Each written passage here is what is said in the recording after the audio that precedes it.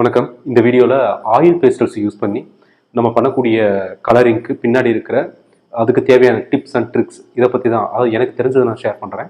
இப்போது நான் உங்கள்கிட்ட காட்டிட்டு இருக்கிற இந்த பிக்சரை தான் எப்படி ஸ்டெப் பை ஸ்டெப்பாக நான் வரைஞ்சேன்றதை எக்ஸ்பிளைன் பண்ணுறேன்.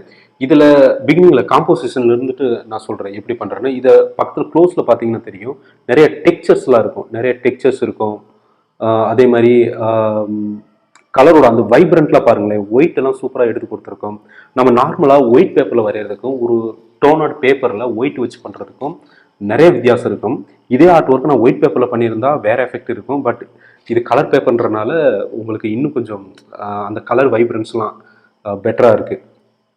ஸோ நெக்ஸ்ட்டு இந்த பெயிண்டிங்கை பண்ணுறதுக்கு பிகினிங்லேருந்து எண்டு வரைக்கும் என்ன மாதிரியெல்லாம் பெயிண்டிங் பண்ணுற ப்ராசஸுக்கு பின்னாடி இருக்குன்றதை நான் எக்ஸ்பிளைன் பண்ணுறேன்.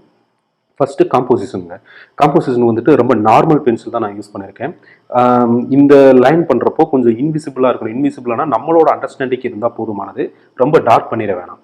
ஸோ இன்விசிபிளாக அந்த லைன் பண்ணி முடிச்சதுக்கப்புறம் டார்க்கர் டோன்லேருந்து ஸ்டார்ட் பண்ணுறேன். இந்த டார்க்கர் டோனை ஸ்டார்ட் பண்ணுறப்போ நம்ம கிளாஸ் மார்க்கிங் பென்சில் யூஸ் பண்ணியிருக்கீங்க. அது எதுக்காக அப்படின்னா ரொம்ப ஷார்ப்பாக கிடைக்கும். ஏன்னா ஆயில் பேஸ்டலில் நம்ம இந்த மாதிரி லைன்லாம் பண்ண முடியாது ரொம்ப டீட்டெயிலாக. அது கொஞ்சம் திக் பிக்மெண்ட்ன்றனால ஓரளவுக்கு ஒரு ஏரியாவை ஃபில் பண்ணுறது, கவர் பண்ணுறது, இந்த மாதிரி விஷயத்துக்குலாம் ஓகே. லைன் பண்ணுறதுக்கு இதே வேக்ஸ் டைப்பில் இருக்கிற class marking pencil better. So அதை வச்சு நான் அவுட்லைன் பண்ணதுக்கப்புறம் எந்தெந்த ஏரியாவில் டார்க் இருக்கோ அந்த டார்க்லேருந்து ஃபஸ்ட்டு கலர் பண்ண ஆரம்பிக்கிறேன். ஸோ ஓவரால் டார்க் எந்தெந்த இடத்துல பிளாக் வேணுமோ பிளாக்கை பேஸ் பண்ணியே நான் கலர் பண்ணதுக்கப்புறம் செகண்ட் டார்க் என்ன கலர்னு பார்க்குறேன். டார்க் ப்ரௌனு, ஒரு இடத்துல ப்ளூ இருக்குது, ஒரு இடத்துல வயலட் இருக்குது, ஒரு இடத்துல பிங்க் இருக்குது. அந்த இடத்துக்கு ஏற்ற மாதிரியான கலரை ப்ராப்பராக சூஸ் பண்ணி டார்க் டு லைட்டு அப்ளை பண்ணியிருக்கேன். ஸோ இதே மாதிரி நீங்களும் ஒரு பிக்சரை ட்ரை பண்ணும் பொழுது டார்க்லேருந்து கொஞ்சம் கொஞ்சமாக லைட் கலர் பிளெண்ட் பண்ணி எடுத்துகிட்டு வந்தீங்கன்னா ஒரு பெட்டர் ஃபீல் கிடைக்கும். ஏன்னா ஒரு லேயர் பை லேயர் ஒர்க் பண்ணுறதுன்னு சொல்லுவாங்க, நம்ம ஆயில் பெயிண்டிங்லாம் பண்ணுறப்ப சொல்லுவாங்க. ஸோ அந்த ஃபீல், அந்த எக்ஸ்பீரியன்ஸை நீங்கள் இதிலேயே எடுத்துக்க முடியும். ஸோ இது மாதிரி டார்க் டு லைட் ட்ரை பண்ணி பாருங்கள். ஆயில் பேஸ்டல்ஸ் வந்துட்டு இது வந்து பிளெண்ட் ஆஃப் பிக்மெண்ட்டு, நான் ட்ரையிங் ஆயில், அப்புறம் வேக்ஸ் பிண்டர்னு சொல்லுவாங்க. இந்த மாதிரியான பிக்மெண்ட்டில், அதாவது கிட்டத்தட்ட மெழுகு இருக்குல்ல அந்த கன்சிஸ்டன்சியில் இருக்கும். ஸோ இது ஒர்க் பண்ணுறதுக்கு ரொம்ப ஸ்மூத்தாக இருக்கும். ஆயில் பேஸ்டல்ஸ் இது ஒரு பிகினர் ஃப்ரெண்ட்லி அப்படின்னு சொல்லுவாங்க. எப்படின்னா இப்போ என்னோட 4 வயசு பையன் அவன் கலர் பண்ணுறப்பே நான் பார்த்துருக்கேன். 2 டிஃப்ரெண்ட் பிக்சர் கொடுத்துட்டு 2 டிஃப்ரெண்ட் கலர் மீடியம் கொடுத்துருந்தேன். ஃபர்ஸ்ட் கொடுத்தது வந்துட்டு வேக்ஸ் கிரையான்ஸ் கொடுத்துருந்தேன். செகண்ட் நான் கொடுத்தது வந்து ஆயில் பேஸ்டல் கொடுத்துருந்தேன். இந்த வேக்ஸ் கிரையான்ஸில் நான் என்னதான் அவனுக்கு கலர் பண்ணி டெமோலாம் பண்ணி காமிச்சாலும் ரொம்ப ஹேண்ட் ப்ரெஷர் கொடுக்க வேண்டியது இருக்கும். நீங்கள் கை அழுத்தினா மட்டும்தான் ப்ராப்பராக கலர் ஃபில் ஆகும், இல்லைனா ஒயிட் ஸ்பேஸ் நிறையா தெரியும்.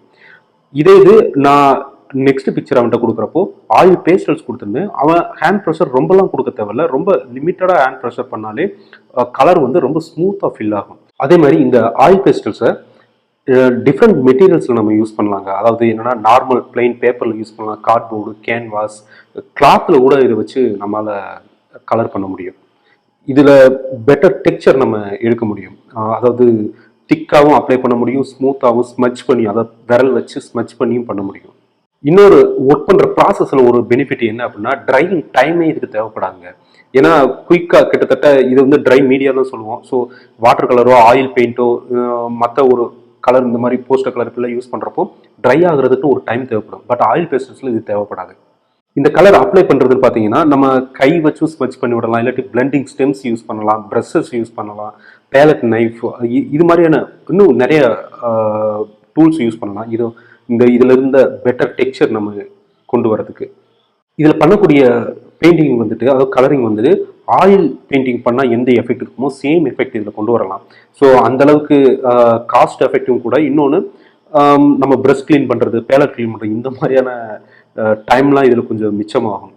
ஸோ பிகினராக இருந்தீங்கன்னா ஆயில் பெயிண்டிங்கே பண்ணுறதா இருந்தாலும் ஆயில் பேஸ்டில் கொஞ்சம் ஒர்க் பண்ணி பார்த்துக்கிட்டிங்கன்னா ஒரு நல்ல பெட்டர் அண்டர்ஸ்டாண்டிங் கிடைக்கும். இதை பிகினர்னு சொல்கிறது கூட சைல்ட் ஃப்ரெண்ட்லின்னு சொல்லலாம். ஏன் அப்படின்னா இதில் டாக்ஸிக் எதுவும் கிடையாது. சப்போஸ் சின்ன குழந்தைங்க வாயிலே தெரியாமல் பட்டுருச்சுனாலும் இதில் பெருசாக எந்த டாக்ஸிக்கும் கிடையாது. இன்னொன்று இந்த ஆயில் பேஸ்ட்ல பொறுத்தளவுக்கு சப்போஸ் இது மேலே ஏதாவது பட்டுட்டாலோ திரும்பி தெரியாமல் ஒரு பொருள் இப்போ நம்ம கையை வச்சு தெரியாமல் ஸ்மச் பண்ணிட்டோம் அப்படின்னா நம்ம பண்ணுறப்ப இருக்கிற குவாலிட்டி கொஞ்சம் போகிறதுக்கு சான்சஸ் இருக்குது. ஸோ அதனால என்ன பண்ணணும்னா டாக்குமெண்டேஷன், அதாவது ஒர்க்கு முடிஞ்ச உடனே ப்ராப்பரான ஒரு ஃபோட்டோகிராஃப் எடுத்து வச்சுக்கோங்க, அதை டாக்குமெண்ட் பண்ணி வச்சுக்கோங்க. இல்லாட்டி ஸ்கேன் பண்ணுறதோ ஏதோ ஒரு லேமினேஷன் ஏதோ ஒன்று பண்ணிட்டீங்க அப்படின்னா நீங்கள் ஃபைனலாக பண்ண அதே சேம் அவுட்புட் உங்களுக்கு ஒரு ரெஃபரன்ஸாக இருக்கும். நெக்ஸ்ட் வந்துட்டு இதை ஃப்ரேம் பண்ணுறதுன்னு சொல்கிறப்போ நம்ம கிளாஸோ அல்லது நம்ம பிளெக்சி கிளாஸ்னு சொல்லுவாங்க, இந்த லேமினேஷன் டைப்பில் இருக்கும். ஸோ அந்த மாதிரியான ஃப்ரேம்லாம் வச்சு நீங்கள் பண்ணிக்கிட்டீங்க அப்படின்னா இதோட லைஃப் ரொம்ப நாளைக்கு வரும். இனி வரக்கூடிய வீடியோஸில் ஒரு மீடியத்தையும், அதாவது oil pastel, acrylic, poster colour, ஒவ்வொரு மீடியத்தையும் ப்ராப்பராக எப்படி யூஸ் பண்ணுறது, அதுக்கு பின்னாடி இருக்கிற அதுக்கு தேவையான டிப்ஸ் அண்ட் ட்ரிக்ஸ் இது எல்லாத்தையுமே நான் ஷேர் பண்ணுறேன். வேறு ஏதாவது ஸ்பெஷலாக புது கண்டென்ட் மேக் பண்ணணுனாலும் கமெண்ட் செக்ஷன் சொல்லுங்கள், நான் அதை பேஸ் பண்ணி நெக்ஸ்ட் வீடியோ பண்ணுறேன். தேங்க்யூ.